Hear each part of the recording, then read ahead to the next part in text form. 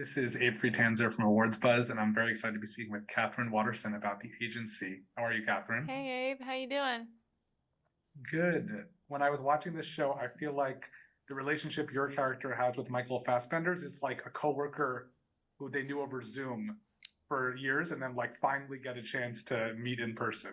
Yeah, it's probably a concept a lot of people will relate to post-pandemic, that strange thing of the virtual person suddenly having arms and legs. I think in a show with a lot of prickly characters, Naomi seems a little bit more grounded and maybe even polite and pleasant. What do you think about her? How many episodes have you seen? I've seen three. Am I not far enough in? This is interesting. Well, I've only seen one, but some people have come in today and told me that she seems quite scary and intense. And other people have told me that she seems kind of like maybe one of the warmer figures on the show. And I love that because that illustrates the thing that I was first drawn to about the show, which is that these characters are contradictory and and the show moves so quickly that one person might catch the bit of edge the character possesses, another person might really notice the warmth they're emitting. So yeah, there's a lot going on.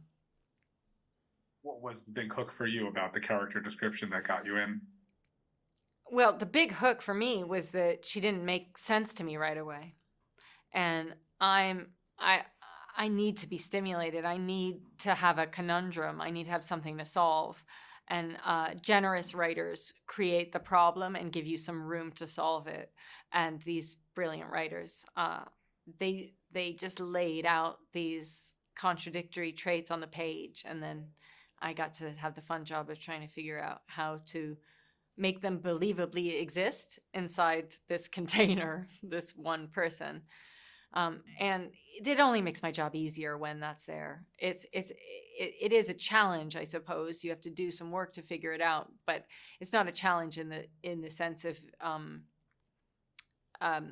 it's not a painful experience to go through that. It actually just makes you fall into the fantasy that much more easily when you're playing somebody that seems like a real human being. And of course, as you know, being one, we all contain a lot of contradictory traits.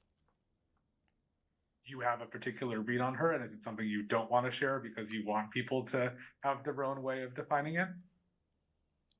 With this character, probably because it's set within this world of espionage, I probably have more secrets about her than I normally do. Um, and they've been incredibly useful to me, so I probably wouldn't want to relinquish them yet. But yes, I think she's my favorite characters are smart and stupid.